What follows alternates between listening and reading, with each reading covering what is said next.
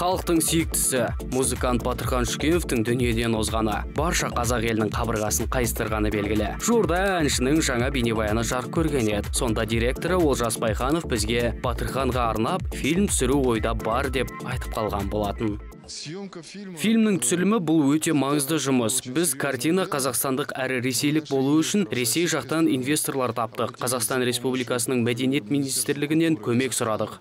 Фильмді жарыққа шығару қазіргі уақытта Олжас Байхановтың басты мақсаты болып отыр. Бірақ қазір оған қаржы жоқ дейді.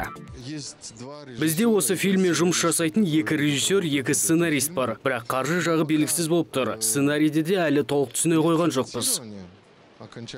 Бұл фильмді Батырдың өзі армандапты, ал Олжас болса оның арманын іске асырсам ба дейді. Бұл фильмнің үлкен маңызы болу керек. Жақсы сценарийі бар, мықты актерлық құрам бар. Толыққанды жақсы картина шықса деймін. Адамдар Батырды көріп, ең бастысы оның нағыз қандай адам болғанын түсінгенін қалаймын. Жақсының аты ғалымның хаты өлмейді деген сөз бар. Батырхан Шүкенов мықты музыкант әрі жақсы адам болатын. Ал оның атымен өшпес әндері мәңгі халықтың жүрегінде. Ендеше оның арманы жақын арада іске асады деген үміттеміз.